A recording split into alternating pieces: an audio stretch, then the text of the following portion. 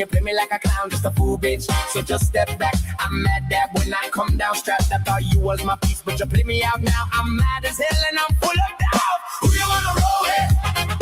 Who you wanna roll with? Lefty, let's roll. Who you wanna roll with? Who you wanna roll with? Lefty, let's roll.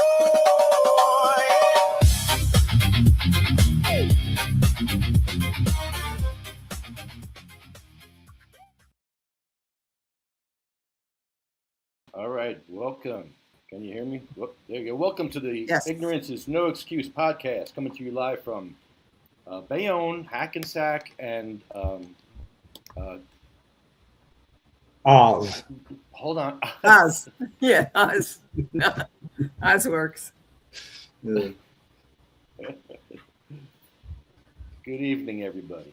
Your conversation was very interesting before. Is that something we could share with the public? Because I really liked it, and I'd like to know more. No, okay, we're playing poker. You have a CC on that at the Lefty. You do. You've been Yes. CC'd. That was powerful. Yeah. Very powerful. Oh my goodness. Yeah. So, hold on. Are we echoing? Hold on. Let me fix that. Probably echoing. I didn't hear an echo. Fine. Okay. There we go. Okay. So yeah, we'll play poker some more. But that letter. I mean, I know Susan's story, and I know she wants to get her story out. Mm-hmm. And she has a good story. You know, she had to go back on opiates because of she couldn't get home girl. So I mean. Yep. So how are we going to do this with the giveaway? Well, the thing is, Lefty, the reason for me doing things the way I believe it looks like I'm going to do them is this could circumvent the need for that. That's the whole saying, here's the way it's going to work. Google searched him. Oh, shit, he is going to follow through. You know, I mean, all the things that without taking, I took everything and felt like I was putting my finger in somebody's chest. You know, I endlessly edit out words like just. The word just is dismissive and diminishes somebody's, whatever they're talking about. And it's not pushy. It's sort of matter of fact. And, it may be that simple, but everything would then be moving forward. And I've really been working and spending a lot of time on the parameters of how that would actually work and the bases that would need to be covered, including checking out the Steve across tax-free, a nonprofit status, what they can and can't do like that, and having somebody check it out that knows a little bit about that, Esquire of sorts. Because just the fact that the Coalition for Medical Marijuana in New Jersey got in trouble, pretty quick, I think it was, the first year, like within 6 months of getting their status, I got arrested at a George Bush rally on purpose, and they paid a $400 fine. And we were on like double secret probation for a year then because of that. In other words, we were on some sort of probationary period, like you don't want to, I guess, screw up twice, and we were new. And so, this doesn't have to be, this can be use me personally as a buffer between, saying this isn't a sativa across thing. They can't stop me from doing this. Just because I'm president doesn't mean I don't get to do this. That would be what would happen if tax exempt status was going to be called into question. And is that gambling, bro? No, it's just it's a contest, a reward. Does the reward cost money? Well, it will cost somebody money. Well, then, but it's not gifting. So it's. I'm not the one to be. Lefty is. Engaging. This is on you, Lefty. Yeah. Okay, I just read your comment back to me. I wasn't saying to be overly cautious. Okay, All I was saying was to just be smart about this. There is no caution. There's no caution here. It's just, when Well, you say it sounds like wait, let me finish my sentence. Well, it sounds that way. Go ahead. Okay. When you talked about, Facebook having the ability to, cut things off, because we know they do that, and they've done it to us many, many times, all of us. Yeah. That's, that's a given. That will happen. That's a big disruption. That's really. How do we proceed then? See, in other words, all this we do need to figure out in case what I'm doing doesn't work. Right. But right. Okay. Thank you. Yeah. Oh no. That's all I want you to do. All roads are open. Okay. All but right. I'm going to have right. Sue if she would. We have to have a morning after pill. Yeah. Well, yeah, this isn't going out right away for a reason too. It's not like, Sue, let's get this out today. No, I know. It's going to be something that'll probably go over the weekend, just so it's there by 9 o'clock Monday morning for whoever's opening emails that day. And then, when did they go on vacation? Don't they all go August? They're all out. The offices are booming. Oh, the office work don't go on vacation. This is when they get shit done. This is the best time I ever had in Washington going to meet with people, because you never want to meet with the person first because they might have a knee-jerk reaction. You want to go through the chief of staff, who then explains it to the boss, and then. Well, that's why I mentioned Alex Ball to you. Yeah, but the chiefs of staff. There's somebody in an office ready to take emails all the time. They deal with stuff like that, and I think this is probably the best time to have something. This gets kicked uphill pretty quick. When I read the first, especially 2 paragraphs, it's almost like circling the wagons already. Yes, she already did say these things, and yes, this is exactly the description of what she said she would help with, or at least concern herself with. And that's all being asking for is acknowledgement. So everything you put in that letter, when I sent off the one to her that I got the bot response that I called. Right, yeah. Once that was said. Okay. So I would be really, really disappointed for Susan if that's the kind of response she got. No, then we can attack. I'd be fine with that, man. You'd be fine with it. Yeah, I put the headgear down and I'm straightforward. What about this woman? Like she's gonna feel like really bad. No, not Sue. Okay, I don't know her. You do. We've been through. Where is it? This is what we've been through. Okay. All that. How much disappointment? The disappointment, I think, from here is never going to be matched when she said the part I quoted. Thank you for your patience. Today at 1:30, I will go back to pain management. This is the day I thought would never happen. This is the day the state of New Jersey let me down after a year-long battle. That was disappointing. Who'd she send that to? She, meaning us, sent that to Assemblyman Moriarty, who is now her senator. So he's in play in the Senate now, and he has his ass to cover on this. Okay. He's the one that didn't give a shit about her when this was happening, and now he's a senator that could get dragged into it, Mm-hmm. The disappointment is something that you got to get used to. You have to be disappointed often, and patience being disappointed pisses me off because it's the hope. And that's why I ended with your patient's only hope, only real hope. That was why I purposely ended it. But that is it. It's the hope, and the hope comes from the bill being heard, not talked about. Nobody has to be talked into supporting it or justify what should be done. Just come out of that closet, Mikey. Say I know about it, and I'm considering what to do. That's all. Just make that statement. Don't even make that statement. Just tell us that. So we have that. And then she knows what she should do. She knows what'll look good and what'll look bad. And then I think maybe we can offer more, be the rails, to whatever it is she is going to do. But my God, to have a half a year and not know, Scutari's got to even be going, that's impressive, to not even be into the mud with him yet, And they're going to be having a talk at how they each view, and we become one of those whack-a-mole things, like one person trying to satisfy us could set the other person back somewhere.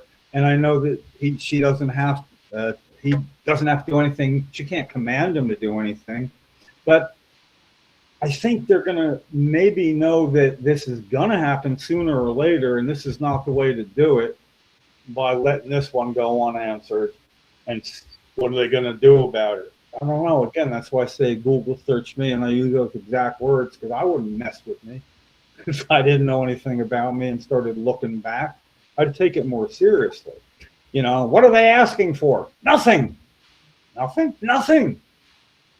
Just acknowledge that the problem exists, that the problem, it's right out in the open. Yeah. Acknowledge it. Yeah. Why would anybody go to any length not to do that? I'm hoping on that just being an inane way that they think, If they're so rough and tough. Well, And they think they are. Well, they are. But that's because they're holding all the cards. I'd be rough and tough too if I had a pickaxe and they had a fork. Don't mess with me. Right now, they got pretty much all of it. But the one thing they don't have is they can't say, here's what's going to work us. No, you're not allowed to. They can't. That's a one-way street of privacy.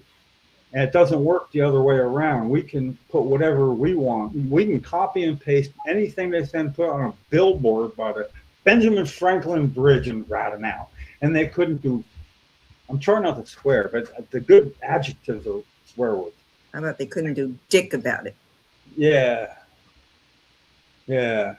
That's a name. I do say cluster shock now, and everybody knows what it means, though, Okay.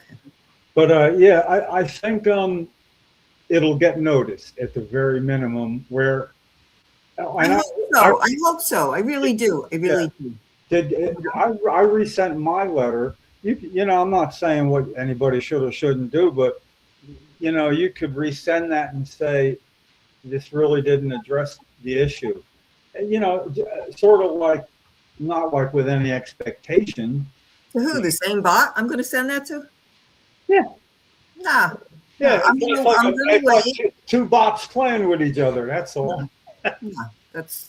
You want to get to a real person, not the bots. You're never going to get any further with a bot. What would it cost to do that? How much time? 15 seconds? Okay, I agree. But you got to agree it would take 15 seconds and it wouldn't hurt shit. And it just feels good to me. Obviously, it wouldn't feel good to anybody else. But it feels good to me to just go, oh, yeah, but what about you? One more time. I know I am, but what about you? I know, because it just takes a second. And maybe it counts as an interaction or not. I don't know. But I'm okay with that because I'll waste 10 times that just thinking about something that doesn't matter. I wouldn't do it repetitively because that's going to get you banned. Oh, yeah. I wouldn't do more than twice. Yeah, well, from Facebook I can see, but from a bot at a legislator's office, I don't know how. I mean, I'm not saying that's not true. I don't know enough to know that it is. They can block you. Yeah. Oh yeah, I assume I'm always being watched, and my page is an open page. Anybody can go to my page. We all are. Yeah. Okay, we all are being watched, and we've been watched for years, and that's why we're in the predicament that we're in. Because, well, maybe not just because of this, but it doesn't help matters. I'm just when you say we're all being watched, I can tell Kathy, oh yeah, my doctor and her talking about stuff. And said something in the record. Oh, you have a phone? Yeah. You're being watched. Yeah. And she's the most say something, and then it's on Facebook. It's all over. Yeah, Yep. yeah. I subscribe. We just give it to them. But what I do is I assume that a doorbell cam is on me. I assume there's an open mic somewhere.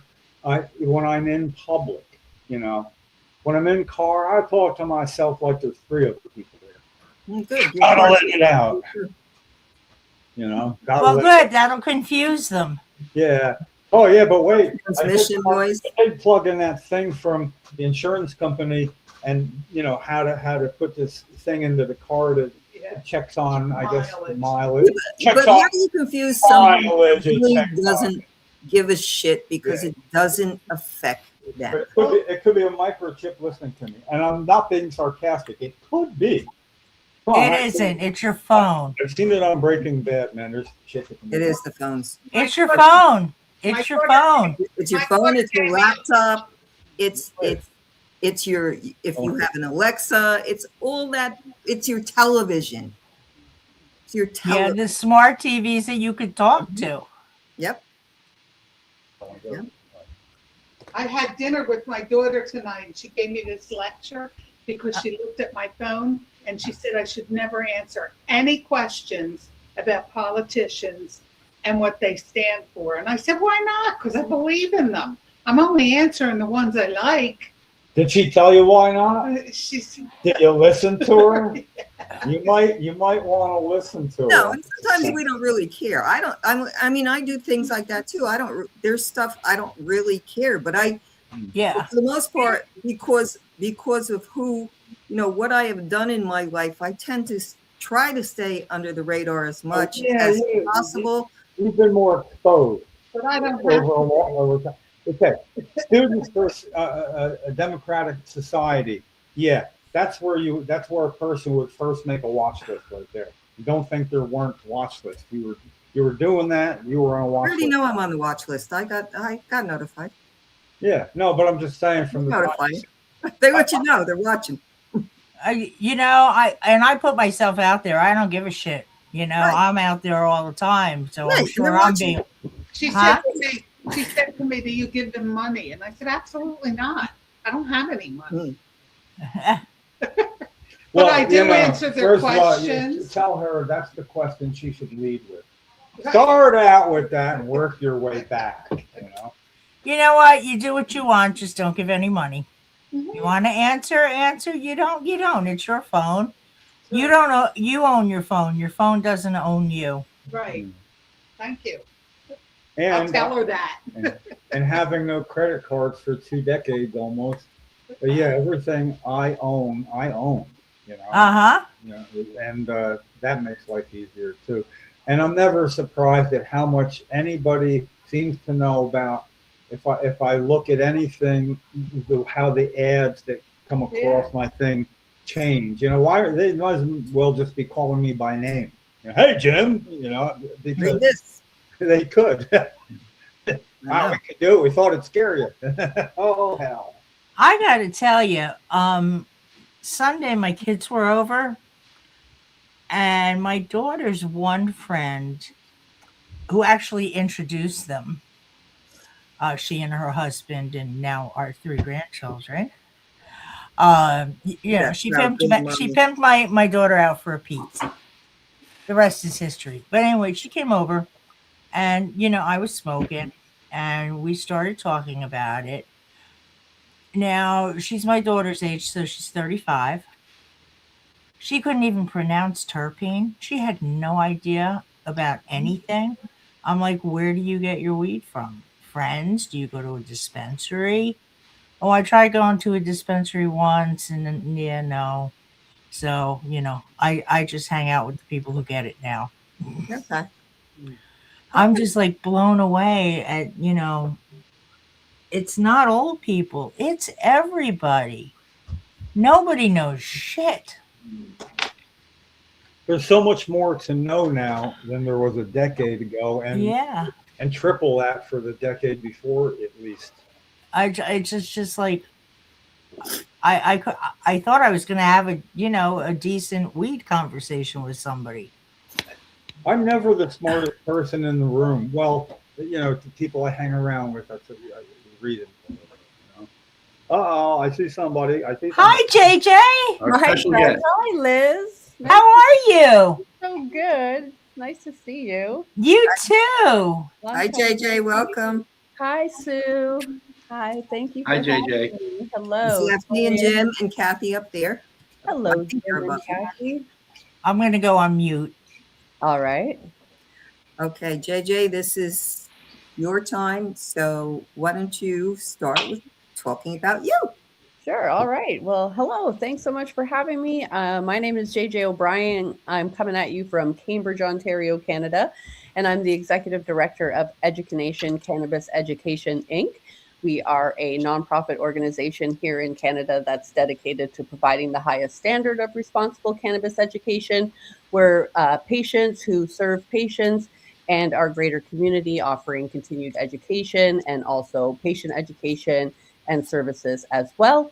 I got into this space after getting diagnosed with cancer in 2019. I was diagnosed with stage 4 non-small cell lung cancer, told I was terminal, inoperable, and curable, and wasn't really okay with that. So I went searching for an alternative, and I learned about the healing power of cannabis. I had smoked weed my whole life, but I didn't understand cannabis as a medicine until I found myself in this situation. And once I started working with it, it immediately transformed my circumstances. And here I am today, 6.5 years later, and doing what I do, thanks in huge part to this plant.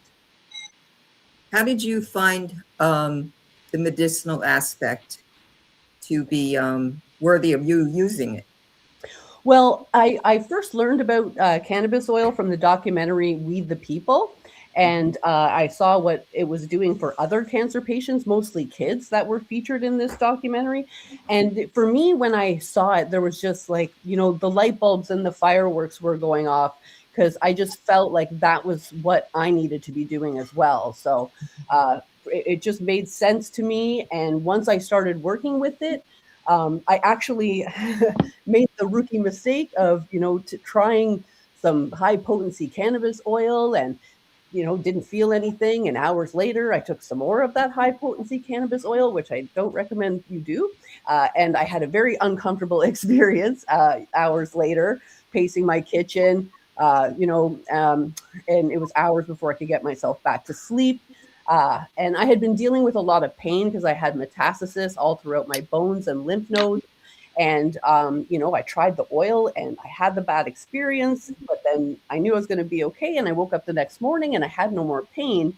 And so for me, that was, again, where, the fireworks started going off, saying like, there's something to this and I need to keep going with this. And it was from that morning on where I started having success with reversing, like healing the tumors, reversing the metastasis in my bones.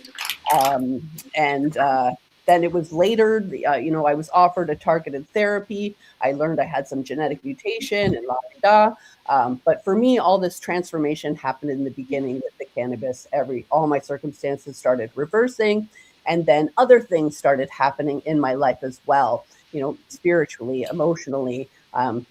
Everything just started changing, and cannabis was a huge part of that. It helped me to give up smoking cigarettes and drinking alcohol. And, those vices that I was dealing with before were very easy for me to give up, having cannabis at my side. So it was just like the snowball effect of healing that happened with me. It's like from the moment I started working with it in that medicinal way till today, which I still, continue to use it. What was the first thing you noticed when you started using cannabis medicinally going on with you? Because you were already in the throes of what you were stage 4. Yeah, stage 4 with metastasis in my bones and lymph nodes. I had been going to the doctors with pain, like excruciating 11 out of 10 pain. And nobody could figure out what was going on with me until finally I started having symptoms of wheezing and coughing and things like that. And then I was finally able to get got the diagnosis. But then again, what I noticed right away was the pain relief that happened for me. It was the pain relief. And then, of course, when you get a cancer diagnosis, it's extremely overwhelming. It's very traumatizing. So even having cannabis by my side in that, in those first moments, also had an effect on my healing as well. I was able to process the information, in a good way, and in a way that, was more empowering for me than it is, for a lot of other people that, don't have this wonderful plant at their side. How about what was the first thing your physician noticed besides, let's put the pain aside, and what about anatomically? I mean, you had a tumor, so did the tumor shrink? The tumors were shrinking. There was 2 or 3 tumors in my lung. They were shrinking, and then the metastasis in my bones was healing. They were like, it's healing, and I could feel that, because all of my symptoms went away. And the wheezing and the coughing and the pain that was like in my legs and my hip and my back. It just disappeared, and I've never experienced that level, any of that pain ever again, ever since that day one.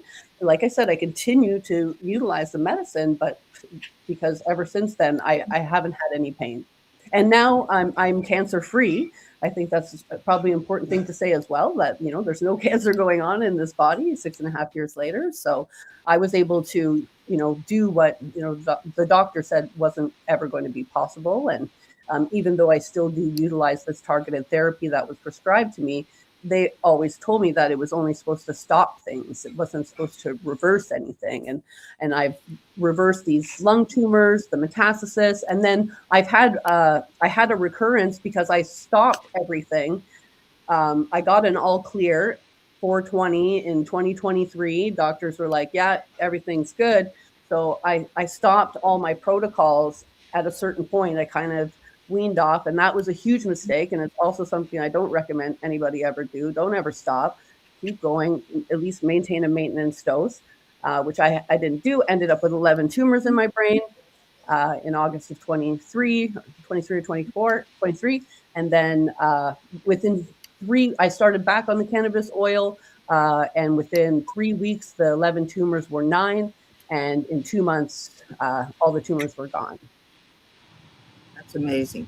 Mm-hmm. Okay, so you're a good case history to have. There are 3 of us here now that are, well, Liz is a cancer survivor. I have cancer. I have Hep C too, but I've had that for a long, long time. Okay. It's very interesting to listen to what everybody's journey has been. Mine hasn't been as quickly as I would love it to be, but it's okay. I'm still here. Absolutely. And the stories, the stories just get better each time. The remission part is great, and what I always fear is when that relapse happens. And it's kind of like, you kind of sounded like you did have that happen. Oh, I did. Yeah, absolutely. Yeah. I went from all clear to 11 tumors in my brain, midline shift. I thought my head was going to explode, to be perfectly honest. Yeah. And but was able to get through it, thankfully. And I started back on the cannabis oil, and I was doing as much as I could possibly tolerate. Okay, that was going to be my next question. What about RSO?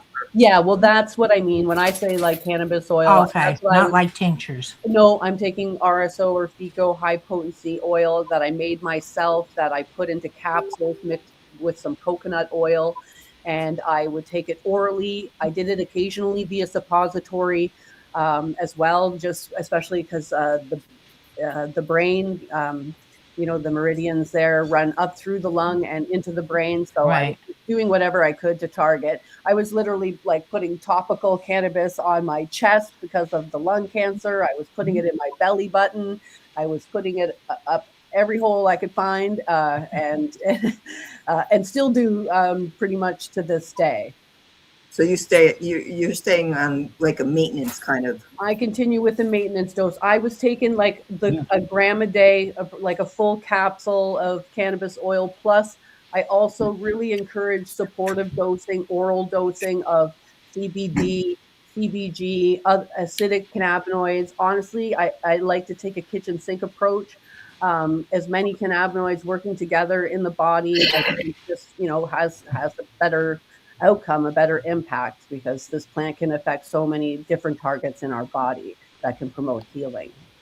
You know, Okay, Jim, your turn. Yeah, Jim. if all this isn't going to help anybody if they can't afford it or don't know how to get it, and there's a big difference between Canada and the United States. And my brother, having lived in Englehart in Ontario, a little small little place, one traffic light, and that's a big event. Yep. I was well aware of times when it was more expensive here and hard to get. That is, hey, mail order, I got 3 ounces for $99, and it's really kick-ass. I'm like, yeah, delivered. Ah, okay. So that takes out the main money ingredient in the oil.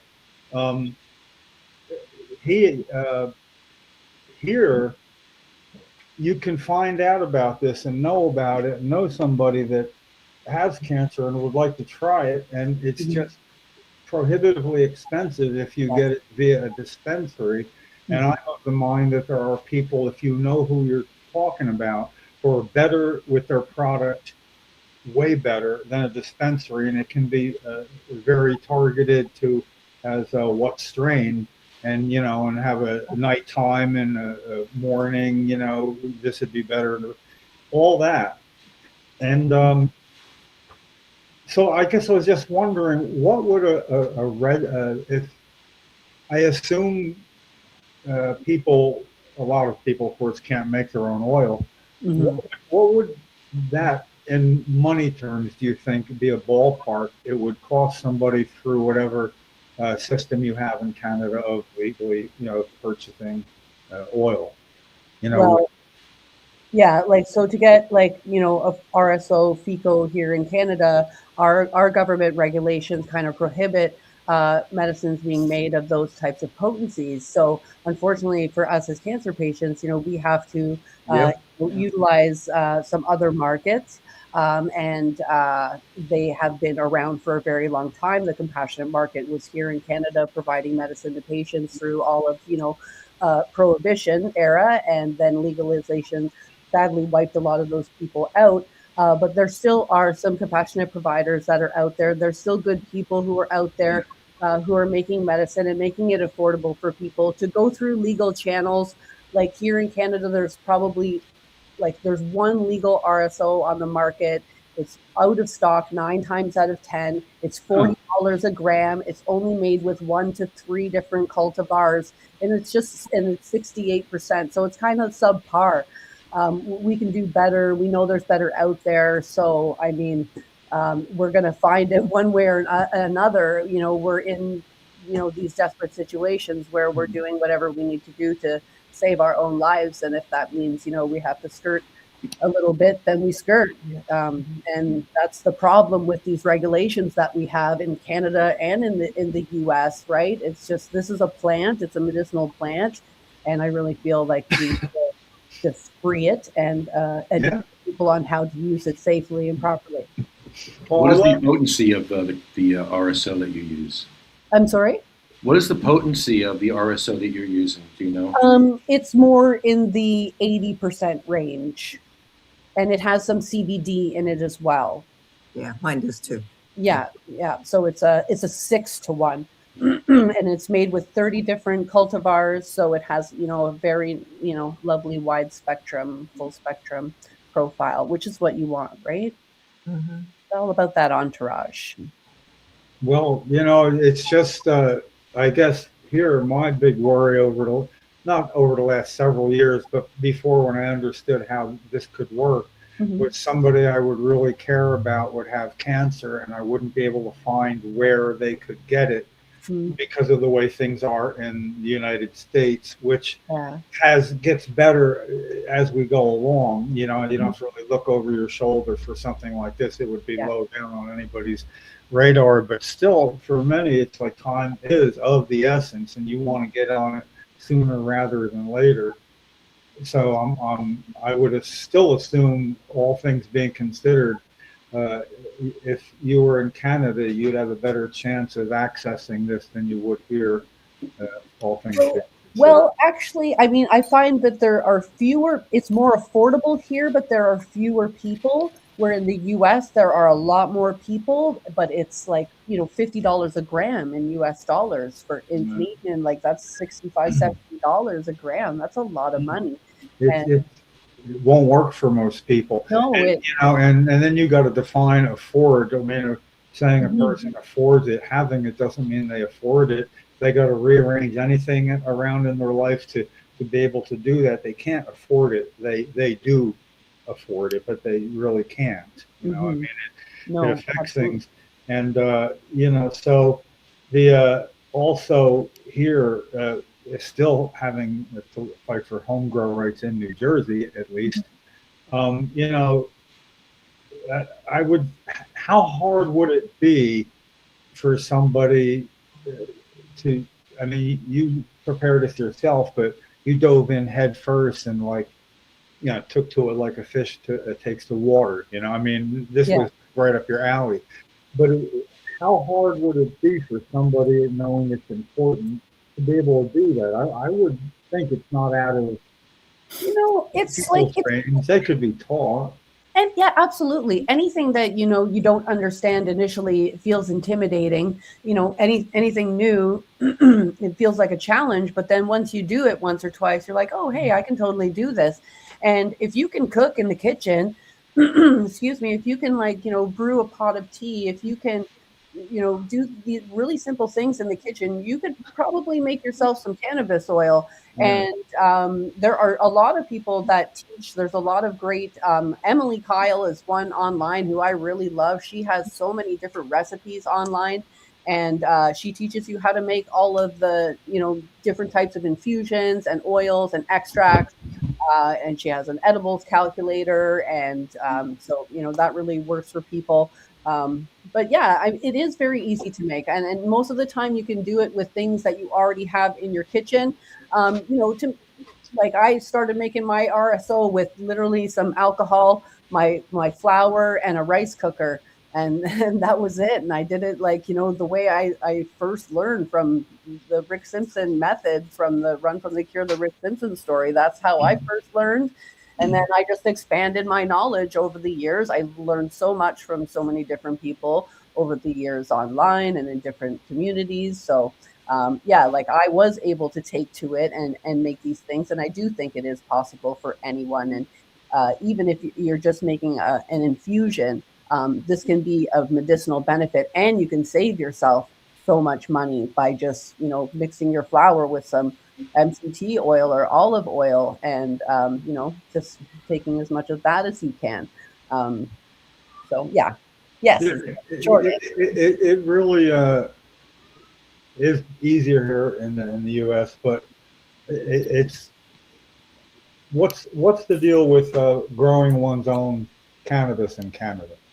How's that work? Yeah, so here in most provinces, in the majority of them, you can grow 4 plants. So every household can legally grow 4 plants. And then if you have a medical document, you can apply for a grow permit, which can get up your limits of how many plants you can grow.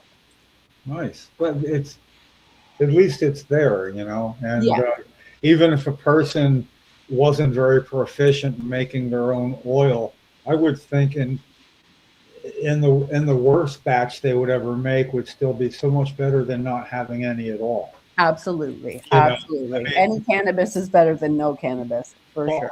I've found with just simply from a magical butter machine, I have a coconut oil palm, and brother makes it, and I supply the green. And he has cancer, but he has RSO oil donated from somebody who knows exactly what to do. Beautiful. So that, but for me, I smoke less, and that's literal potluck. I'll just take a fingerful, and the static kind of clears. The extraneous noises don't get in my head quite as much. I feel like I'm almost getting more to an alpha level of brain wave, where my thinking gets way clear. Yeah. So, it's Canada, I still think I would rather have their rules than ours right now, if you want. That's right. Again, it's like some cannabis is better than no cannabis. It's like, yeah, Yeah. some of Canada is better than whatever.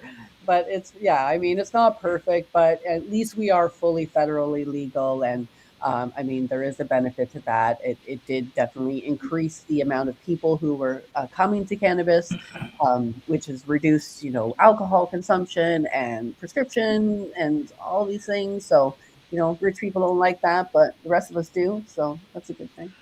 Yeah. Did you recently speak at some expo and con in California? Oh, no, I did not speak, but I attended. I attended Oh, you did go. CanMed, yes, the CanMed conference in Lake Tahoe, which was just a huge and amazing experience for me because I have like an intention set to attend at least one big medical cannabis conference every year. Last year, I went to the 30th anniversary of the Patients Out of Time conference in Virginia, which was incredible. And then I went to CanMed in Lake Tahoe this year. It's all the best of the best. It's Dr. Bonnie Goldstein. It's Dr. Ethan Russo. It's Dr. Dustin Sulak. All the people that I've been learning from, all my certificates on my wall are from their schools. And so the fact that I got to be there with them and learning from them and interacting with them was just incredible. Oh, And that's great. my book as well, which they very Yes, accepted. I was actually going to mention that too. Was Kirsten there? Sorry? Was Kirsty Kirsty Oh, at Kirsty. Oh, yeah, and Kirsty from Weekend, yeah, my friend Kirsty Chadsey. Yeah. Yeah, she drove from California to Lake Tahoe to come and visit me. We had an amazing evening together. We smoked some of her amazing Cali weed.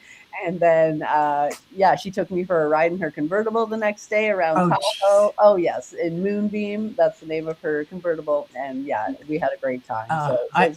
I miss our chats. Yes, I know. Yeah. I know. Hopefully we will resume one day. Tell everybody about the book. Yeah. So basically, after all these years of all the research I have done and learning about this plant and seeing all of the misinformation online and knowing how difficult the journey was for me in the beginning on learning all of these things, I wrote a book. I wish somebody would have handed me when I was first diagnosed. It's called High Hopes for Healing. I have one right here. High Hopes for Healing, Stigma-Free Education on Thriving Through Cancer with Cannabis. And it's just a couple chapters of hope and letting people know their innate ability to heal. And the rest of the chapters cover cannabis, how you can utilize it, all the different methods of intake.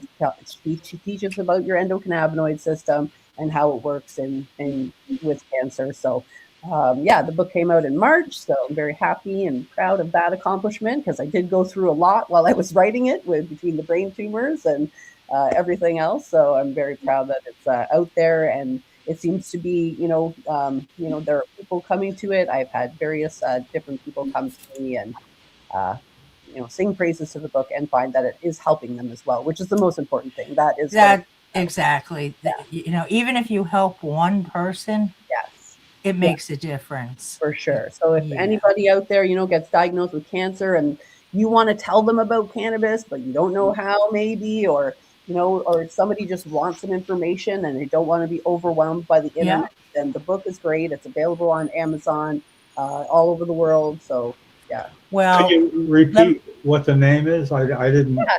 It's called High Hopes for Healing, Stigma-Free Education on Thriving Through Cancer with Cannabis. High Hopes for Healing. High Hope. That's easy to remember. Yeah, high hopes. High hopes. High hopes. And I'll tell you, also as a stage 4 METS survivor, I haven't been doing RSO. I just, smoke a lot of weed. That works.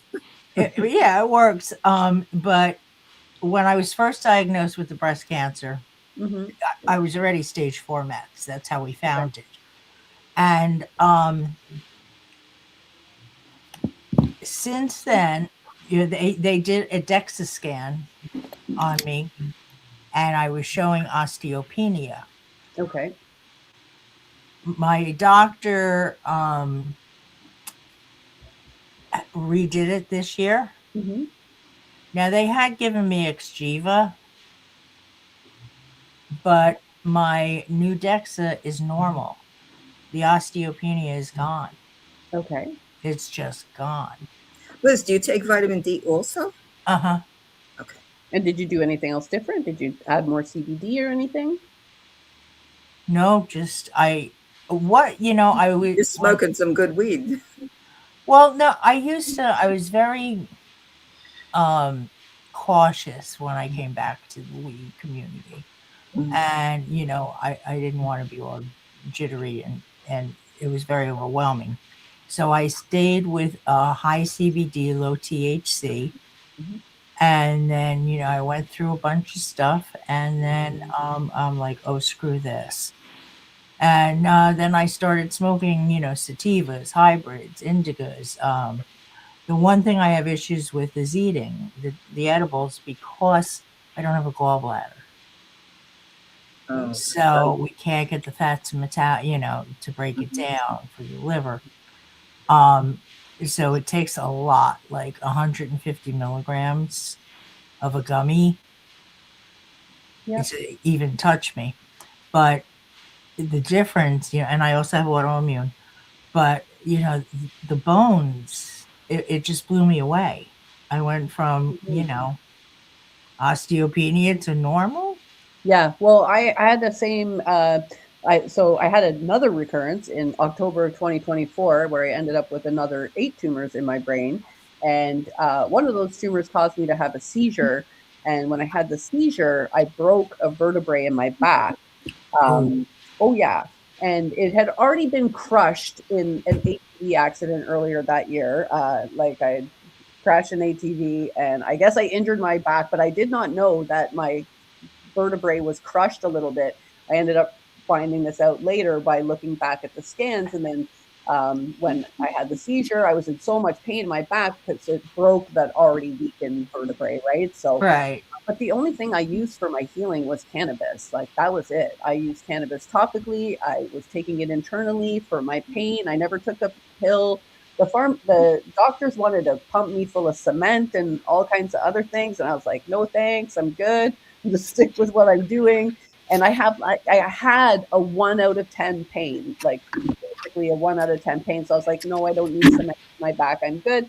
And then once I started getting back into being able to exercise and lifting weights, I don't have any pain anymore. I'm good. Yeah, I too have a compression fracture in L4. Okay. Yeah. Yeah, same kind of thing. Yep. Same thing. Yeah. And yeah, that can But cause a lot of pain for sure. yep, and I do physical therapy, and Hmm. it works.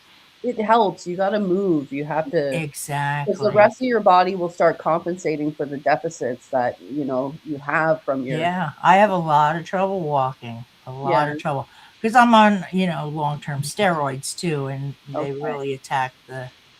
Yeah, your Uh, bones too. It's kind of yeah, it attacks your bones. Yeah. yeah. So and the muscles, the quads are the worst. That's where the prednisone really weakens them. Okay. And yeah, they do a lot of work. I had But you know what? I got an interesting experiment about 13 years ago when I fairly catastrophically broke both feet Oh wow. and reached pain levels that caused me to not be able to do anything. All my muscles would be contracted just fighting the pain. I'd pass out from the pain because Wow. I wouldn't be breathing. Wow. And but the thing is, it also showed me about the synergistic effect between opiates and cannabis. The very second that I was released from the first, I was hospital like 59 days over 4 stays in 4.5 months. So the first one was only like 8 days because it was swelling of the feet, and I had to go back and recover a little just to go through it. And the person that picked me up, while helping me with my feet straight out, somehow get into the back seat. Right as the door, somebody from the hospital opened up the door, he stuck a really fat joint in my mouth. And I mean, everybody's coming and going around in the personnel, and nobody said boo, you know. And the same people that couldn't control my pain, a couple were there. And it was so much different, so quick, because I got like a little extra shot of Dilaudid on the way out. I mean, it was almost like well, you haven't been yet, but I can give you this much. And normally not an hour before you go, even though you're on your way out the door, you know. So between the two of them, without me being cognizant of it, they saw me not in pain for the first time. I mean, when I was not in pain, it was, you know, they got that stupid chart with the smiley and frowny. It goes 0 to 10, 6. When they'd say, "Where's your pain level?" I'd say, "You see 6? Yeah, it's my face when I can't find my keys." Yeah. Well, pain is not a vital sign. Okay. No, it's not. Yeah, no. That's where Joint Commission came in and screwed everything up with making pain a vital sign. Not my pain to you, maybe at a 2, you know, if you want to use those numbers, could be a 2, could be a 10 to me. Right? Yeah, exactly. Yeah. Everybody's tolerance. Exactly, yeah. Everybody's tolerance is different. Well, yeah, and unique. It's a scale relative to their tolerance, their general tolerance. I mean, that's a and all that did was really, you know, just kind of shut off the whole opioid crisis that we walked into by allowing that to happen. And unfortunately, you know, it was these big agencies that come in that hospitals need accreditation from, you know, that pulled this shit, you know. And it was, you know, I remember I was working the one day when I heard it, you know, and I was standing in the middle of the emergency department, and I said, "Oh, this is gonna, you know, if I went to triage, if you ask me, tell me what your pain is on a scale of 1 to 10, I'm going to say a 10, even if I don't have any." Right? Yeah. That's what most people do, you know.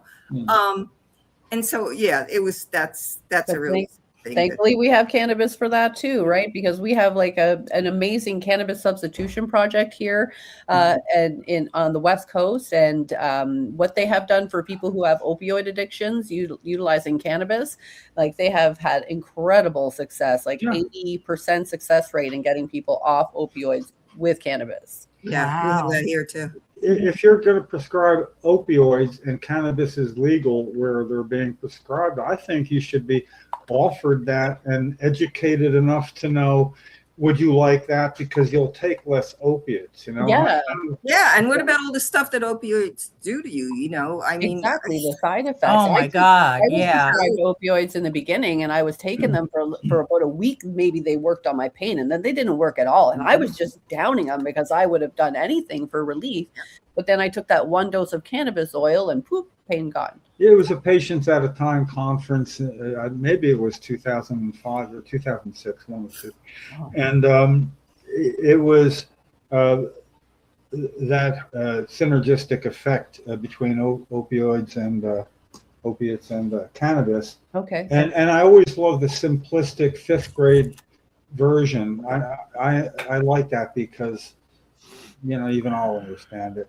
But it was done with that, you know, okay, if you needed 10 units of an opiate to get rid of pain without cannabis, and you needed 10 units of cannabis without an opioid or opiates to get rid of the pain, you would need 2 units of each, perhaps. So you would be doing only 20% of the opiate that you'd really rather not use. That's a big drop in percentage.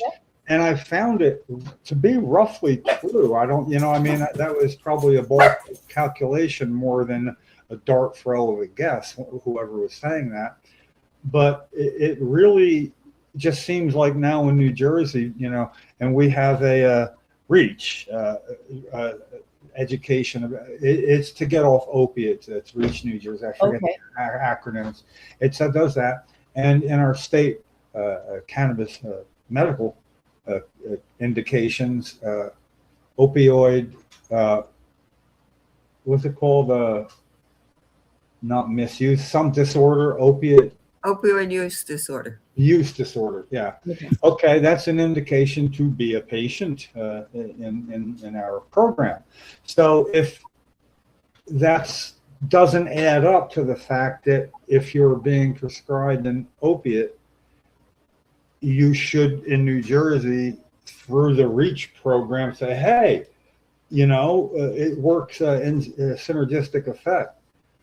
And I believe at some point, I remember Lefty he likes to pick up the phone on a podcast and call somebody without really a game plan, Okay. They called Reach New Jersey and say something about that, And I thought about calling. I can't do it. I wouldn't call in and pretend to be, need help or anything like that. But I don't know. I just wish if somebody was going to use that, they would ask about that and see what kind of answer, because I don't think they'd bring it up almost no matter what they were supposed to do, And I find that worth fighting. I don't know.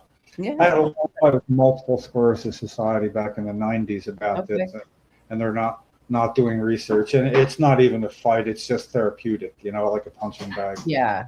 Yeah. Somebody. Yeah, I think it definitely has more potential than that, no question. Yeah. Wow. So what are you doing now? Me? Mhm. Oh, geez. Well, I know you were. There's you been were a lot going on. You were being elected. Yeah, well, that was so amazing. Yeah, WW Media had this Canadian Women in Cannabis that I was nominated for, and there was like a voting and all of that, and I ended up finishing second, which I was just so grateful to even be in the running at all, which was so awesome. Congrats. Yeah, thank you so much. I know. So proud of you. Yeah, thank you. Thank Well, you. that does really say something too.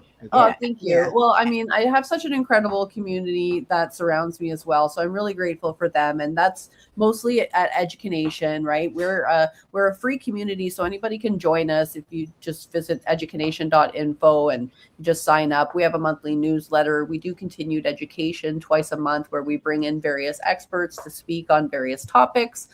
Dr. Uwe Blesching is our Chief Science Officer. He's the founder of Canakeys, which is a research tool that we use regularly. And he's wonderful. He comes in quite often and speaks to our group.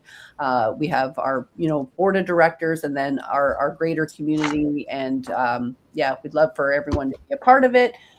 Summer, we try to take off. We're educators. We try to take teacher hours and we try to take time off for summer, but it hasn't really, there's still been a lot going on. We were just at the Canna Crawl on Saturday, which was a great event. And we're going to be at the Abide Farm Gate opening on August 8th. And then one other event in August, one or two. And then, we're partnered with the Canadian Cannabis Tourism Alliance as well, the CCTA, and we help to normalize, cannabis consumption at events, which because cannabis is federally legal here, and there is one province is now starting to allow cannabis beverages to be sold at concerts and venues and things like that. So we're working to help normalize that as well, partnered up with them, and we have the World Cannabis Tourism Day on September 27th and the CCTA Awards the day before. So lots to keep us busy, that's for sure.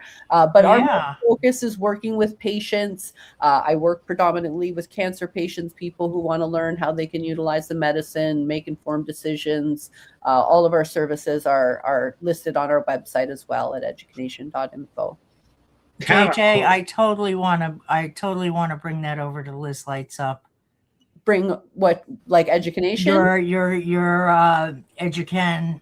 Educanation. Yeah. For seniors and there's going to be a lot of cancer patients. Oh, yeah. Well, I mean, we're here and we work with people in Canada and the US because, there are definitely want to, promote you, because I think as, a cancer survivor too. Yes, ma'am. I want to go to a we know how good it is. Absolutely. We're living proof. I went to my doctor yesterday new doctor, because my other doctor moved to Pennsylvania. And I said, I know I don't match my chart. And he said, you're not even close to your chart. Like I'm 67 Yeah. and I have like a list of medical conditions. I take 165 pills a week.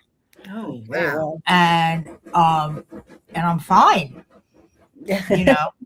except for my back. My back's a mess, but I can walk. I can walk with a broken back. So to me, that's a miracle. Well, I'm happy to hear that, Liz. And it's cannabis. Yeah, for sure. I need to know what a canna crawl is because I think I've done one, but we might be talking about two different things. Well, it's not like a pub crawl in a sense where you're going place to place to place, but kind of, but all in the same building. It's just a venue with different vendors, and so you can go and you can sample and purchase, and lots of really fun people. That sounds good. Oh, it is an amazing event. It runs seasonally here in Ontario. And yeah, I only went to my first one at 420 this year. And then as soon as I was at my first one, I was like, Education has to be a vendor there. So we signed up to be a vendor.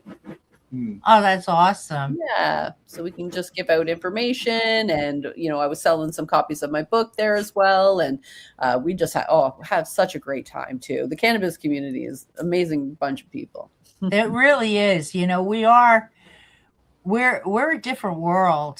Oh yeah. If you look at it, you got your corporate world, they're all, on their phones, and then you have the cannabis world where people are talking to each other, people sesh with each other, whether they know each other or not.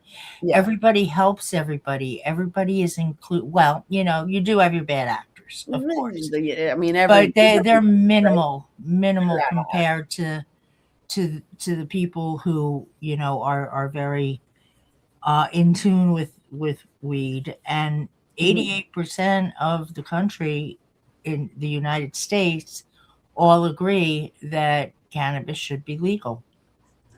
Period. 100%. Well, I mean, again, I wish we would just free the thing altogether, but hey, legalization is better than what's going on now. At least there can be something across the board, and then we can go from there, right? There's always going to be work to be done until the plant is completely free. JJ, what's your favorite munchie food? Oh, I'm a sucker for a potato chip, man. Oh, sucker for a potato chip. It's my one vice that I like. I changed my life. I eat healthy. I gave up all the toxic things, but dang, those chips, I just can't get enough of them. So I figured, hey, I gave up everything else. I can have my chips. Absolutely. I have not changed my lifestyle. I refuse. Girl. Well, I mean, 67, you do you, boo. Listen, I've made it this far. Exactly. Doing what I do. Yeah, I'm not changing it. My body will go into shock, and that's going to be the end of me. Yeah. See, for me, the cancer was the shock. I had to make the changes. Now we're going to stay with this trajectory and keep on going. Yeah, but I definitely want to do a lot more dosing with RSO, and I want to learn more about it. Yeah, and don't forget about don't sleep on raw cannabis, especially for pain and things like that too. Okay. There's so much we don't know about this plant. I know. And now they're talking about the leaves. Yes. Oh my God. Flavoalkaloids and like seriously, there's so much of this plant we still are learning. And I think the raw plant is where a lot of the untapped potential is. Like just eating it, grinding up your flour, putting it in a capsule and downing it, making tea, juicing it, and even sprouting microgreens with the seeds. Yeah. Oh, wow. Yeah. Highly nutritious. Yeah, a long time ago, what we used to do, and this is going to tell my age, we would take, we used to get a lot of seeds, in our weed. Yes. Okay. So I used to throw the seeds in like a glass of water, and they would just pop open. Okay. And I would throw it back into like a pot of dirt, and I'm talking like, 50 years ago, I was doing this stuff. Maybe even longer than that. But, you know, it was a lot of fun. We were experimenting. We didn't know what we were doing, you know, because we really didn't know what we were doing. Yeah. There was one instance I remember someone that I was affiliated with had come back from California. And this was the one and only time I saw THC in capsules. And Allegedly. I was in high school. So that's how long ago it was. And they were, I remember taking them, and I remember saying, oh, this is like such a good high, you know, because what we had back then was we had Acapulco Gold, we had Panama Red, we had Wacky Weed, we had Thai Stick, you know, we didn't really know how or what, you know, but the caps were good. They were really good because for 4 hours I felt like I was like moving in slow motion. Yes. I remember that so vividly. Well, the fact that you remember that means it was a good. What was in the It was good. capsule? And that was it. We never saw them again. What was in the capsule? I mean, what would have been in the capsule THC. back then? THC. It's When- like- An oil or What I year don't would this be? I was a kid. I don't know. Because I had something I didn't also care what- back then. I bought some, I think they were called THC capsules in 1970. Okay. And they were pleasant, and they They were did red see- capsules. I What's that? remember that too. They were red capsules. Yeah, I don't remember color. I remember that. Red. It looked like But the point sectionals. is back then, with as little as anybody known, that could have been like anything. Tell I me know. THC capsule. True. Okay. You know, that's how it goes. Yeah. I mean, I was always, So- here, smoke some of this. Okay, I you would know, think I they're seeing somebody because That's the way it still is, honestly. they beat like Roxanne Laboratories by about Yeah. 25 years then, you know, for a THC pill. But what we did with the seeds, Frisbees and album covers also, but Frisbees ruled centrifugal force and all for getting seeds out of it. And the thing is, though, is save your seeds. And then I think it was Thanksgiving break. It was a state school, North Carolina State University. Mhm. So there was one specific road each way, sort of like where you just drive over to the shoulder and throw them out, or ride off on the grassy and throw them out, and then you know see what grows. Now Yeah. I don't recall, you know, the story doesn't end. And then there was a field. I didn't see anything growing. I just love the group participation, though. Mhm. You know, I mean, because it was brand new. I mean, it was just like really new, you know, and it was just fun exploring it where there really wasn't any rules. You found out, you know. yeah, And, I have a good. there was no sativa, no indica. There weren't really strains. There was this laughing weed. Oh, this one that makes me tired. Yeah, this is the wheelchair. Yeah. Yeah, I I don't have know a about good story. You know, indica. when we used to clean the seeds, right? We had these spice racks, and Liz, you remember the spice racks, right? Oh, yeah. You remember the spice racks? Anyway, so I would throw the seeds into the bottles that were in the spice. Oh yeah. Not for any reason, just because. And my kids were annoying me. And I said to them, I gave them one of the bottles, and I said, here, go outside and go plant a garden. Like I was trying to give them something to do. And they did. So they went outside, they ran out, you know, that was it. And 2 weeks later, they came running in and they said, Mommy, come outside and come and see our garden. And they had a garden. And their plants were like this, you know, and I was like, oh shit, what did I do? You know? but yeah, it's a funny story. I like to tell their kids about those stories. So what'd you wind up doing?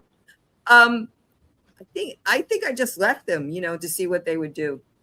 That's Yeah. all, you know. Oh, that's funny as hell. Yeah. And then we had like, you know, somebody else, we used to plant in between his grandmother's tomato plants.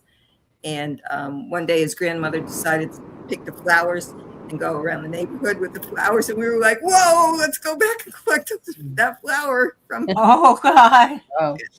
Yeah, it was like all crazy, stupid things. Yeah. Like that. And you hear, I had somebody say to me, this is probably going back like 25 years, maybe 20, something like that. Oh, you think you think it helps everything, every kind of sickness. It does. And yeah, but Yeah. at the time, Haven't found one yet. It doesn't. but at that time, it did seem like there were so many things happening that hadn't gone upward as much as it was going out now. I mean, then it hit that upward trend where it's like almost every week you'd find something new out, you know?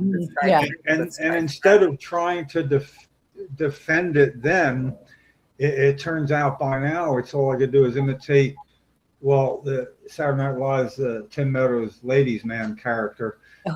And anyway, the answer to that is, yeah, you think it cures or helps everything.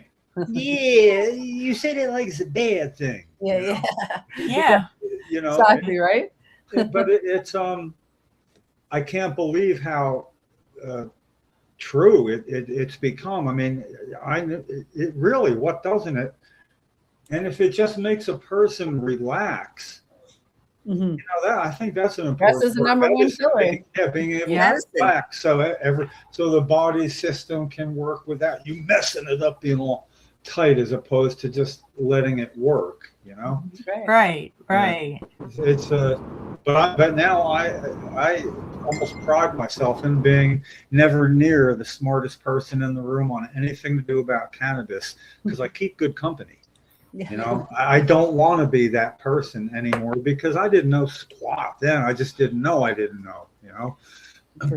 But you know, even today we still don't know. There is so much we don't know. Yeah. And you know, we're being led by people who have made medical cannabis less illegal than recreational cannabis. It's the same damn They're plant. all the same. Yeah. You know, and I like to think of it as tomato plants. You have many different strains of tomatoes. Yep. But at the end of the day, they'll all make sauce. Exactly. Yeah, exactly. The thing is, Compared to apple trees, it's like it's an apple tree is an apple tree, but you can get a bunch of different varieties. The reality that you describe, whether or not it's a just reality, is what things that happen and move are based on. The perception, not the reality as we know it. Mm-hmm. So like medical use scares people, legislators, less than recreational use. And the reason we know that is twofold. One, when legalization was right near, we could legislate it in New Jersey. It was like within one Senate vote, couldn't quite get it. And it's sort of like, well, hey, if we attach it to a series of patient reforms in the medical that's going on separately, let's attach it so legalization has a better chance of passing. It didn't, which was like kidnapping a sure pass for patients, and it held back patients because we should all do it at the same time. It didn't work out that way then, and it cost patients that. So now we have two bills, one which is patients only for plants, mature for immature, and one for patients and adults, where patients would have 10 and adults would have 6 plants. Okay, so like there's 3 co-sponsors of the one with both, and 9 co-sponsors with the one for patients only. So that's the reality of getting anything done in New Jersey. So as much as we all should march in together, we're not going to. And adults realizing that sooner rather than later would say, hey, let's pile all our effort on the patient only bill, because the information that would be heard in a committee hearing for that is going to also apply to adults, almost all of it. So it desensitizes. It's like a war. Everybody doesn't bum rush the core problem. You know, there's a couple probes, and then the unit that can get in gets in, and that's going to be patients. So you know, we're close. Liability, right? We are close. You know, and it should be everybody together, but. You know, once burned, twice shy, and the thing with what would be called Jake's Law by itself here offered a lot of good benefits for patients in a very imperfect bill. You you know, and you know, a perfect bill should not be the enemy of a good bill. Yeah, exactly. Yeah, that's what was said by getting legalization passed for Okay. adults, you know, and it's saying, listen, we're already planning the first, there'll be a cleanup bill immediately. In Yeah. other words, it'll be all ready to go. Oh, okay. But without a patient's bill being allowed to have a hearing for 5.5 years now, not been allowed to be posted for a hearing, you know, we got our work cut out for us. But Yeah, it's nice. It's nice to not deal with that for the majority of a podcast till I end up dragging it back into that. Yeah. But which I almost can't help. I am single-minded about it.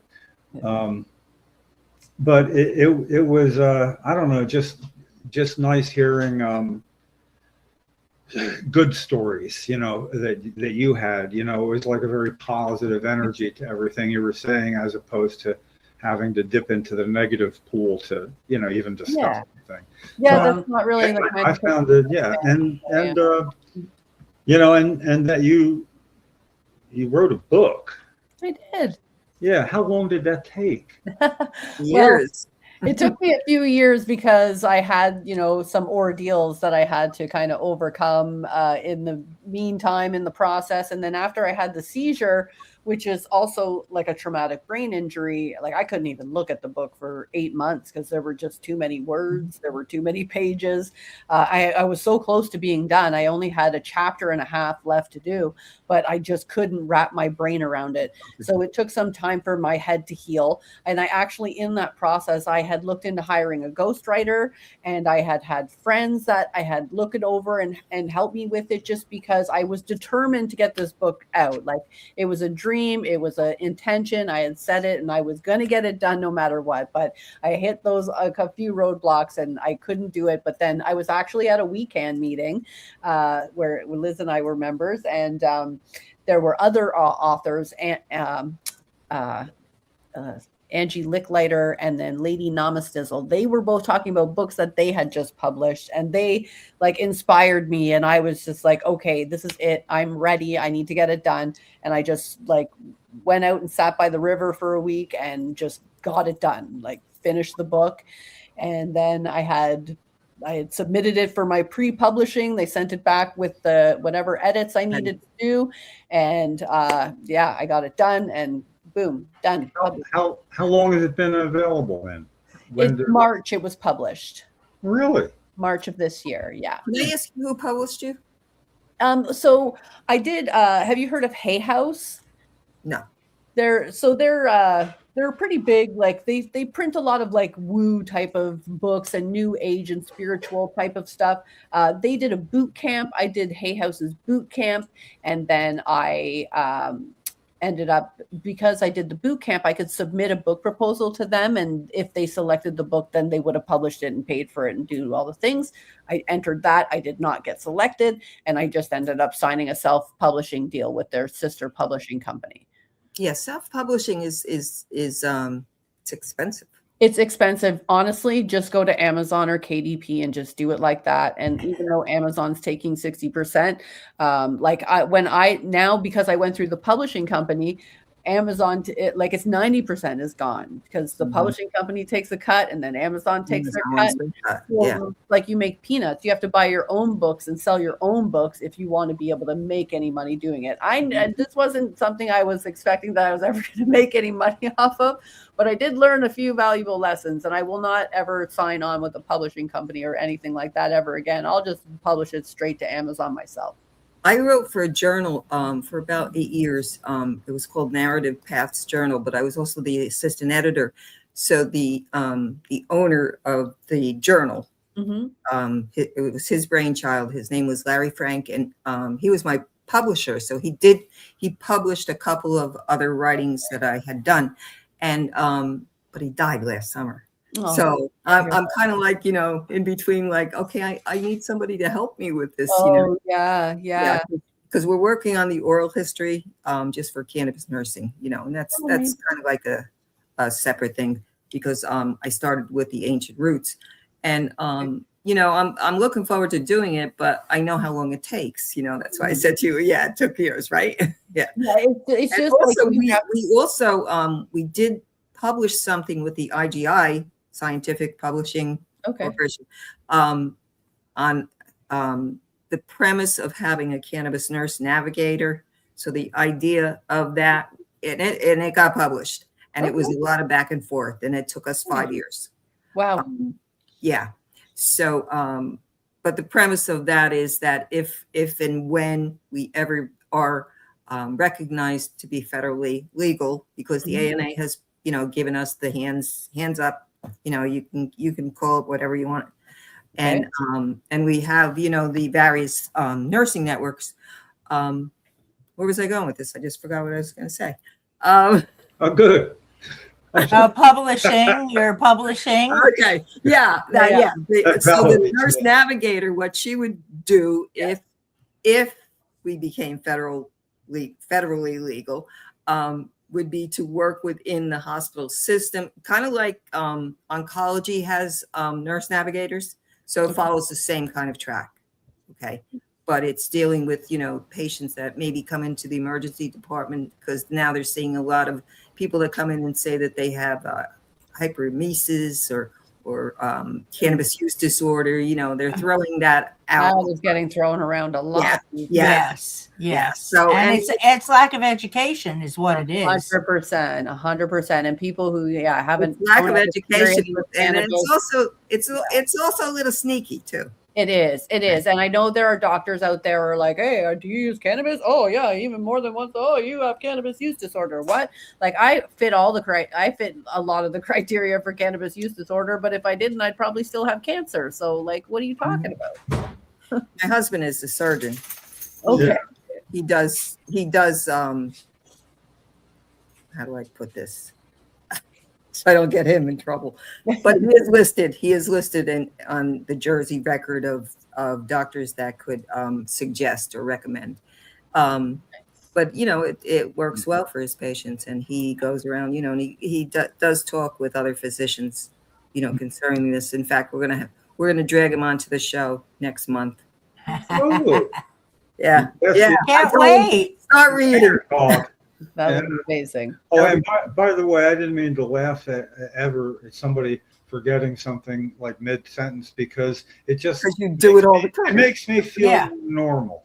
Oh, I do it all the time too. I proudly out myself when I do. I mean, I almost get an enjoyment out of it, because it doesn't really matter. I mean, so I didn't mean to it just caught me by surprise, and I was turning off my mute to, in case I was going to say something, and the first thing that burst out was laughing. It made me laugh a little harder. I'm sorry to say. We laugh at ourselves. Yeah, I have many. Oh yeah, we're stoners. It's who we are. Oh yeah, it's going around. And I'm proud to be a senior super stoner. I do find though, because of that, I've been able to work on my own train of thought. I mean, just being when I'm by myself doing something, and it almost takes a minor level of schizophrenia to be able to deal with your own thoughts as they're happening and corral them. And then I would use that word, though. Just taking some balm, a fingerful, and that happens naturally, But I can't do that every couple hours all day long. Well, I don't know, maybe I could, but I'm just saying, that I really like when I can pick words off that little carnival of a train in my head that has the next, how a sentence forms. And when I'm running just ahead of it and it's clicking, I feel like the old days I could do that. I mean, when I say the old days, I mean back when I was in my 50s. And I guess just full disclosure would be I'm 74. It's as easy as that is to believe. You're with you. Good for you. Wow. Yeah, well, a close-up would show I have kind of a roadmap on my face. I hope I look as good as you both. Those are laugh lines, and it shows you have smiled and enjoyed yourself. There you go. Mm-hmm. Own them. It's just your stories. Mm-hmm. Well, I enjoy there's the rolling papers. I enjoy finding out things along the way, and that was happening. Just movement, in any direction that needs movement, and it doesn't have to be my home laser focus on getting a bill heard that exists and is being blocked. I mean, anywhere in Canada, anything it's the progress, because progress somewhere ends up pulling elsewhere, and then again, that would be something we were talking about, and I've got a lot of things I'm trying to apply myself pretty hard to simultaneous now, and one of them is going to get a little more work the next few days, finding people in states in New Jersey, legislators who have home grow regulations for patients who are happy about it, legislators who help make that happen in their state, to counteract whatever it is that our Senate president is afraid might happen here in New Jersey, because it didn't happen in any of these other states. Well, it didn't. But for me to say that, and you ought to talk to her, I want to move that up and do a little quantum lead to, I have a list of hopefully 3 people that are legislators in other states, hopefully the ones nearest New Jersey, to be able to say that if you call, your name is on a list of put them through, however that works, because I think that would impress somebody more than anything I myself could say, and would be the most threatening thing anybody that wants to bullshit around about this could do. I mean, it'd be awesome. Like on a meeting, it'd be like, we could bring them on probably if you want. Oh, no, they wouldn't want that. And, I don't know that I can use whatever pull I might have, being me, to reach somebody into saying that's an easy ask. Yes, I'd love to, because that's how it should work. But I was reminded that by, enjoying the pull of your direction and everything that's going on, because it was so positive, but then everything does have a draft to it that can help. So I want to accelerate that, though. Sometimes the natural process can be hurried along a little bit, like the stream's going that way doesn't mean I don't want to faster. Sure. Yeah, I hear you. Yeah. How does it always get back to me when I start talking? You grab it, you take it, and you run. It kind of sucks, because I'm looking at myself here too, and if I don't think of it as being me, I say, like, what's it all about him? What the hell? So. Well, this has been a great podcast. It really has. It's happened me. Yeah, Thank you so much, JJ. Thank you. Yes, thank you so much, and hopefully I'll see you soon. Yeah, I would love that. That would be a thing. It's nice to see you here. I wasn't sure I was going to. Yep.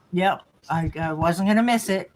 Once you reached out, and then I checked you guys out, and I saw that you were on there, and I was like, oh, this is there. Okay, I'm coming. Oh, thank you. Sure. I was so excited you were coming on. Yeah, thanks so much. No, it's great to meet you all, and lovely to be here and learn more about all of you as well. So thanks for sharing. I do have to run, though. I have still have some things on the ticket. It is 8:40. Have you come back? I would love that. That would be amazing. I would love that. Yeah. 8:40 is twice as good as 4:20. A friend of mine I guess, right? noticed, and he was always working at 4:30 and sleeping at the other. So every Wednesday night we go over and gather at his house to celebrate 8:40. We'd all bring something, cake, grapes, whatever. Well, 8:40 then. Let's see. There we go. And we celebrate 8:40, and here it is. We'll get into it. 8:40. All right. Yeah, about me, huh?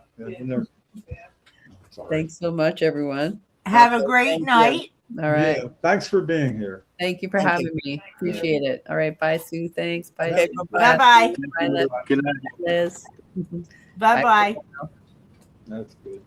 So it was fun. She's good. She's good. You know what? And it's good to hear from people from, other countries, especially Canada, because at least don't know. I think it would be weird if we brought somebody on from probably Mexico. That might be a little bit weird, but we could. But we could. Yeah. We'd have to spend part of the show saying, okay, we're not like that kind of American, you know? Yeah. There's two kinds of Americans. More than that, you know? Yep. Suck me into that, you know? We need an intermediate color, you know? Even when I planted red, white, and blue flowers around the horseshoe part of a big tree out front, it's all fenced in, you know? It's the red and the blue, they started mingling, you know, they weren't like all separate where they plant. And I marveled at that because when I looked close, they weren't purple, they were just white. And guess whose idea it was? Yes, that's Kathy's idea. Yeah. My idea. Well, you know, I love my country. okay, yes, okay. My idea was this: we do that, then we put the smallest American flag there is, little one, right in front. Because, like, if you see too much red, white, and blue right out by the road, I don't want people to get the wrong idea. Yeah. You don't want to scare anybody. The new mailbox doesn't have a peace sign on it like the old one. Oh, did you? Okay, we got a peace sign on it. Yeah. Jim, did you get your cards? Did they come? Oh, I don't know. That was only yesterday. They'd be in Toms River. What happened to your car? No, his cards. I sent his cards. Oh, and I sent yours. Yeah, but yep. And I have to pay for them. And Jim I'm looking for told me not too long ago, you know, I didn't get my cards. And I was like, that's weird. I sent them all out at the same time. So yesterday I get called down to the concierge down in the building and they have a package and it's Jim's cards. And somebody wrote over it RTS. And I was like, what? You know, I had to pay for that to be mailed. I'm not doing this again. And I had a little, you know, little tantrum. But then the very nice mailman, when I walked over to him and I said, you know, this is what happened and I don't know why this happened and blah, blah, blah. And he said, I'll take it back. Don't worry. So I was like, okay. I'll be in Toms River tomorrow. I got band practice every Friday as our band practice. All right. I was there Tuesday. I was at the Rebecca Finn house promoting tar tubes. Woman from Massachusetts. I saw that. I saw you were doing that. That's pretty cool. Yeah. You know, I'm working with her. Good. And you should see how much tar that comes out of these things. Mm-hmm. Yeah, some of them have none. Some of them have a ton. Interesting. It's very interesting. And I'll tell you, these things, you know, like I said, it pulls the tar and you get a much better flavor, a much smoother hit. So I like these a lot. So good. I'm working with her. And we did an event there. And then she's coming back. She lives in Massachusetts. Oh my God, weed is so cheap there. Yeah, well, they're trying to repeal it there too. I know. They're giving them a hard time. They're really giving them a hard time. That's pretty sad. But you can get pre-rolls for $2 and change and Same ounces. thing in Maine, I heard too. Same thing in Maine. Oh, really? Yeah. Ounces, $60. Maine and Vermont seem to be more like free. Well, Vermont was always a free for all, and pot was always legal in Vermont, but they didn't tell anybody. Right. Because my mother's from there, so you know that's my cousins would always talk about that. But you can't tell anybody. Yeah, okay. Well, who am I going to tell anyway? $2 each. I don't talk. Can you buy single pre-rolls? I mean, this would be great. I mean, if you could stop in somewhere and say, I got $2, I'd like a pre-roll, please. I mean, you can do that. I know like little bodegas and stuff you could buy you can buy less than 20 cigarettes at a time. Yeah. But so that's awesome. I mean, if that's all you have. Yeah, like she brought me some pre-rolls. Yeah. So 5 for like $10. Jesus. It's all the other good stuff mixed in, though, you know. Yeah, I like watching somebody expertly have all the pre-rolls, you know, and how they can stuff them so deftly with something and get the final product, you know. Uh-huh. I'd like to see world's fastest pre-rollers, you know. Hey, maybe I could be. I'm going to look on YouTube when we're done. Oh, they have them. I'm going to ask artificial intelligence. That pisses people off when I do that, but I get the answers pretty quick. Everybody does. Yeah. That's why it's killing us. Well, I don't want to get to the point, you know, where I have to have my phone with me. Suppose I'm watching television. You know, so when was that? What year was that? Okay, and the time it takes to say that, I don't know. No, I'm wait, gonna use my that phone was right it. now. Boom, I can look it up. You know, I can look up anything. No, now that you said And I that. do. And I call artificial intelligence Al, since that's the way his name looks every time it's in print. Al this, Al that, Al chips. Because AI is AL, no matter, type it different on a typewriter. Capital AI and the word Al without the capital L, you know, just Al, capital A, Al. It's the exact same. You know, and which is very close to Hal in 2001 Space Odyssey, the guy, you know, who was trying not to let artificial intelligence end his life. No, that was Dave. Hal was the artificial intelligence in 2001, which is just an H before AI. Oh. Well, AI. Yeah. Looks like Al. I tell you, technology is wonderful, but why can't they have just a little something at the top and the bottom of the capital I so it doesn't look like a lowercase L? It's the same. Okay, I just asked my phone, what's the last thing I watched on television? Listen to how it answers me. You recently watched something related to Snowden on television. You most likely saw either the 2016 biographical political thriller film Snowden, starring whoever, or the 2014 winning documentary Citizen 4. And then it just goes into both projects. Wait, I'll tell you what else. I think Noah Wiley might have been Snowden. Edward Snowden copied and leaked highly classified information from the National Security Agency in 2013, and that's when it stops talking to me. Yeah. Tell me what I watched. Okay, this is my phone. My TV's in the other room.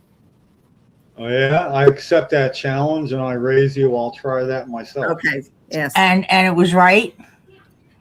Well, yeah, but it says Down. if you, okay, it kind of like skirt. Yeah, it was right. Okay. Yeah. Come on, Serge. They're trying to be cool about it. If. Yep. What was the last television program I watched?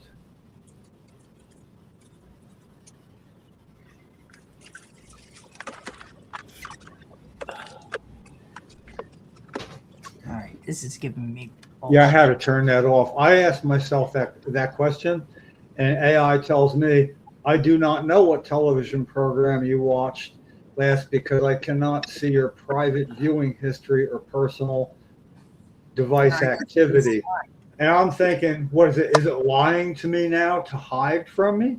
Oh, show more.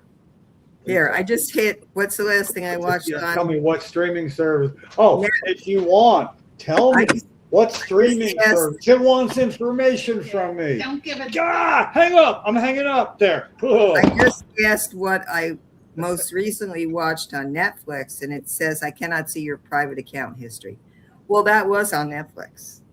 Oh, wow. Yeah. So there. Yeah, that's like really spooky. You know, seriously, when my doctor, who is like straight as an one said, "Oh no, if you got a phone," I'm like, okay, but everything I've done really leads up to the fact it doesn't matter to me because I really don't have secrets or a bank account. Or a car. Or a card. No, or a card in my name. No, really, I don't have anything in my name. I barely go. One time I got confused as to who I was on the phone. You forgot? All the bills were in my brother's name. He rented the place before me. He moved to Canada. I moved in. I was Rick, you know. But Rick didn't have a credit card. Electricity got turned off. I needed it turned back on. And a friend, Dave, said, I got a credit card you can use. It's got nothing on it. And, you know, we can do that. It's okay. So I called in, you know, and I said, I got a credit card, you know, and she said, I'm sorry, who are you? And I'm like, I was going to say Rick. And then I couldn't. Mr. Miller. Yeah, I'm stuttering. I forgot which person I was being. You know, just Mr. Miller. He was there. No, really, that's how I lived. I don't. It's sort of like I almost don't exist. You know. Oh, you exist. That's funny. Oh, you exist, man. You know. Yeah. Well, if anything, somebody could look into my shit and be really amused. You know, it could amuse them. Maybe that'd be, I suppose. You know. Yeah, it's all right, you know. I mean, and to me, even the fact that yes, I get a Social Security. Oh, it's not mine. I'm Cheryl Miller's surviving spouse. I'm not even collecting my own Social Security, for crying out loud. And I go get it. Yeah, she picks it up. They don't even know me at the bank. It's like I don't exist. They see me at the teller. I went one time after all these years because they straightened this shit out when I hurt my foot and I was costing charity. Oh, yeah, that's right. Yeah. $750,000. They help get you into whatever you got to do. So they had their entire staff work on getting you to, you know, off into, you know, Medicaid. Yeah. Uh-huh. So they successfully did that, of course. Of course, they're going to get paid. But okay, not having paid enough taxes after all these years, I didn't have 40 quarters. I had 39. You need 40 to qualify to have enough, you know. Yeah. So I couldn't get it in my own name. Now, I didn't want to answer questions like, what the hell were you doing all that time you weren't, you know? In other words, I was waiting for the hammer to fall. See, when I couldn't, You're mentally ill. That's how you answer that. I am mentally ill. What's that? No, I am mentally ill. That's how you answer that question. I was taking care of Cheryl, and it was a full freaking time job almost. You know. He saved them a lot of money. Yeah. So what happened is I could go in, I could apply for Cheryl to be in pharmaceutical assistance, but I was always so late. I'd actually going to where it was just outside Trenton, doing this in person, get to know the people and all that. And they didn't really much care about that. But I think somebody asking for other reasons might, you know. And this was the hammer going to fall. I lived for decades like that because I needed every cent I could possibly make to be able to not even really be able to afford to take care of Cheryl. So like, I didn't care. Cheryl died. I started caring. Then I broke my foot and I really started caring, you know, but then so did they, because it cost so much money. It's $750,000, you know. Mm-hmm. I mean, that probably isn't all that much. Hope nobody's listening. They're always listening. You kidding me? No. So are you now on Medicare and Medicaid? What's that? Yeah. I'm also a liar and everybody knows it. I'm just lying to these people. Yes. See, she's kidding. What if somebody's listening? Of course, they're listening. I still don't care. Why? You're allowed. I'm not that important. I'm not that important. Not a big deal. Yeah. I feel safe. Lots of people do it. Why don't I just go one more quarter and get my own? Yeah, fat chance of stirring that hornet's nest, man. I'm walking away slowly and fading off into the sunset, being Cheryl's surviving spouse. That's it. So what happens with me? Okay, so if Jay goes first, because I play with these thoughts in my head. Jay goes first. I then Social Security flips me over to his Social Security because even though I do get Social Security and I do have pensions, he still paid more into Social Security than I ever did. Right. So when you're the survivor, right? Yep. That's the way it goes. So yeah, that would happen for me too. I don't know about anything else though. I know lots of stuff. What about does Medicare change at all or no? It just stays the same? Yeah, it might a little bit. He makes Right. more than you. Yeah. Okay. Like when I retired, my Mhm. ex Mhm. made less than me. So I got That's all. nothing from him. I mean, it wasn't that much less, but it was less that I didn't get anything. I only got my own social. And he died. Uh-huh. Then when he died, I didn't get anything extra because I made more money than him. Okay, I had an ex-husband that died because I've had a few husbands. You Um, got- Oh, okay. Okay, so when he died, he never changed anything. He worked for the DPW in Okay. Okay, so I was entitled to his pension, but me being me, his sister called me and Oh, yeah, and she said, he has a grandson, and I said, okay. That you sounds did. familiar. Yeah, And I that gave it happened to away. me too. Yeah, I've heard this His- story before. He remarried before he died, and she was old like him. Uh-huh.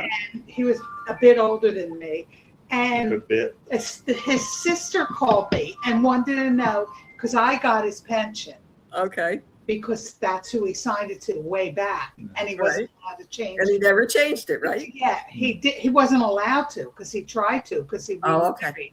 So when he died, his sister called me and wanted me to give it to the new wife. She took a shot.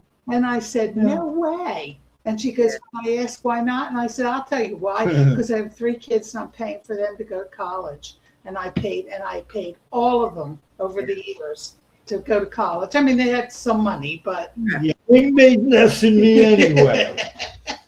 but that rat. Excuse me. Yeah, but I did that. One of my friends said to me, she almost smacked me too. She said, "What are you, an idiot?" I said, "Why?" I said, "Well, what was I supposed to say?" She's telling me about this grandson.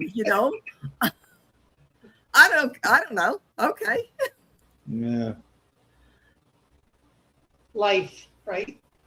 Yeah. What would you do? What would you have done? I would have said no. You would have said no. For what? I missed it. For That's what- because you already have the experience. Yeah, Think about if you never had that experience. Really, what would you have done if, like, they called you and said, he's got this grandson? If his it was mother going to be more than yours, I would have not. No way. I would've- Yeah. Sometimes I want to kick myself in the ass, Yeah. but oh well. That's, yeah. I could have, when I got divorced from my first wife after 3.5 years, I helped put her through the last year of nursing school, working 2 damn jobs. And then Oh, poor you. real quick order, we moved to Florida, and she ended up getting a job as the head of a dialysis department at 23 years old in Fort Lauderdale, which was making considerably more money than me. Mhm. What year was this? This was 1970. That would have been about 75, 76. yeah. Okay. And then In 1978, I had applied for Section 8 housing. Okay. That was my first year that I worked as a nurse. I made $21,000 that year, and I was denied Section 8 housing. Now I got no child support. He was just, the sperm donor for those 3 kids, and they denied me. They told me I made $2,000 too much. Oh. Mm. Yeah, well, Right. Debbie should have given me alimony of some sort, because she was making now way more money because I helped put her through school, and I believe it was like 26 something or $27 an hour. Everything in my head was an hourly wages then, but it's a lot more than $20,000 a year. Well, not a lot more, but Yeah, and I wasn't making $20,000 a year, and She should have paid you alimony. yeah, that's what I'm saying. She could have, but I don't know. Did you ask for it? No, I didn't think to. And the thing is I was going to refuse. I said, hey, I don't care if we're married or not. It didn't mean nothing to me. I'm not paying for getting shit on in the end. No, I'll tell you that. Like lawyers' fees and all. And so that was like a sticking point for a while. And then when it wasn't a sticking point, then I didn't sign for a while just because it was a payback of about 5% at best, but I needed some sort of payback, and I wouldn't, so whatever, I mean, I did things like when we left, I had we had a nice Persian rug that I bought used. This is funny. Yeah, and I cut it in half, and we gave her half, and I took my half. It was just a different size rug, Isn't that funny? Yeah. That's pretty funny. That is pretty funny. Yeah. Yeah. And in the end, whatever. You still have that half of the rug? She probably does, No, your half. It might be up in my attic. Look, all I know, we crossed paths once before I went sailing down to Florida, and that wasn't all that long after, but friends of mine were also friends of hers, and then her husband, and they had kids. John, you met him. Yeah, and all my friend John could say is, oh my God, I almost asked him to leave because of those kids. You wouldn't believe. They sound like kids, and everybody goes, Raymond, they just run around and make noise, and they're comes out with an open bag of chips. I just bought those chips. They weren't for him and me, and I'm like, really? Okay. And I just felt so much better about my life because like that almost scared me. And I thought I wouldn't wish harm on anybody, but she had a nice family. I'm sure they all loved each other. And I figured she got what she deserved, Okay. Which was that. Last time I saw her, yeah, okay. She was in the paper in Tums River because she had sailing from Thunder Bay, Canada to somewhere in like, I don't know, South America. I forget where with they weren't married yet, Peter, And so anyway, we ran into each other in Tums River. Well, she wanted to, just say hi quick. And she did to me and Nick, a guy on a sailboat who I was going to be sailing 3 weeks later down Florida. So anyway, that was good. It's fun saying hi, no hard feelings. As a matter, it just felt better, and boom, gone. And then we sailed down, and we were sailing into Norfolk, into Chesapeake Bay. Now we'd sailed and moored, and we were rowboating the towboat, to do laundry. And I see this trimaran, the Boomerang, going to come right behind us, and that's the name of their boat. So there was Debbie and Peter, and they got to be about like 30 feet. There's no other boats right around them. We're nondescript, she had no idea I was sailing there. So I did the not so secret it's like a dog thing, to find people that know that's your own yell. And I never saw somebody's head move around like this impossibility. It almost looked like it was going to explode. And she couldn't even talk when she turns around because there's Nick and me. Now, see, Nick is the reason we got divorced because we were going to get back together, but days before I was to go back and to Florida and we could give another try, Nick showed up and was like, she's banging her. I was trying to think of a Beavis and Butthead thing. Yeah. How old were you when you got married to her? 22. 22. Yeah, 22, and I was immature, so I was probably like 18. Kathy, how old were you when you got married first time? 23. Ah, And I'm Liz? staying married for Liz? I stayed 25 years married. Oh, 28. yeah, did you get her like 10 or something? Lefty. Lefty. Never mind. Yeah, I got his pension from the company. he Yeah. worked But I was 26. I was 26 when I got married. 26? Yeah, I was 28. Wow, you were a late bloomer back then. You know, I decided I wanted That's to the go normal age. by myself, get it all out of my system, and then I would settle down. And that's exactly what I did. That's what you did. Yep. Mhm. I went out. I had a very, very, very, very good time. Good. Oh, quadruple very. That is good. Yeah. And there's no evidence. Yeah. There's not one shroud of evidence. Well, I just real quick there. You got a picture for Peter on the boat thing. He had heard the story about Nick and why Debbie was no longer married to me. I didn't get it. And there she is saying, Peter, that's Jim. And the look on his face really it's hard. hit a wall when she goes, and that's Nick, because all of a sudden his head looked like it was going to explode. How can they be in the same boat? He should be trying to kill Nick or something, shouldn't he? What are they doing in a little boat, rowing it? We're not even on a sailboat. We're in a dinghy. Oh, man. And then, we went intercoastal for a while because it would be fun. And turns out that you can ask the guy when a bridge has to go up. Nick would sit on the halyard, the thing that crosses the mast. And he'd say, the boomerang goes through here. And they got a log. Yeah, about 10:30 a.m. yesterday. Yeah, we're catching up. Never mind. Okay, kids, it's 10:08. It's 9:08.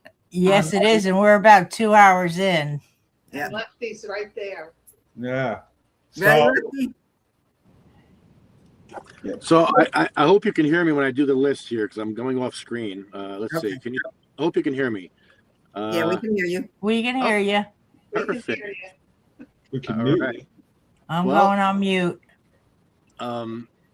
Thank you, CMMNJ, UFCW, Arlo Glass, Oprah Machine, and SativaCross.org, where you can donate money to SativaCross.org, or you can pay for your business cards at SativaCross.org.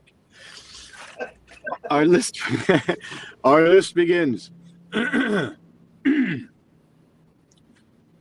my bell? I have a bell here. Okay.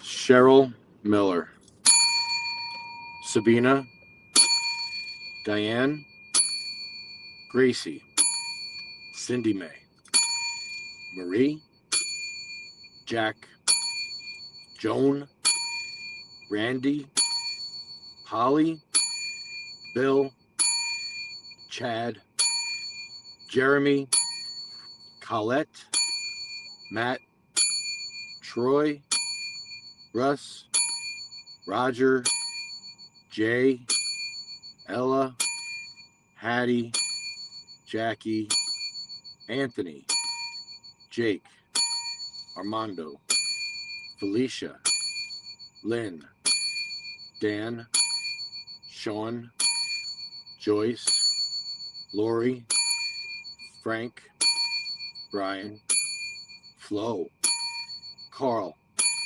Thorne, Frank, Lorraine, Terry, Charlotte, Cher, Jaybird, Michael, Marley, Colette, Brendan, Red, Rico, Lulu, Becky, Lawanda, Chip, Paul, Lisa, Marcus, Gary, Julia, Wayne, Waxy, Joe Marie, Paul, Jeff.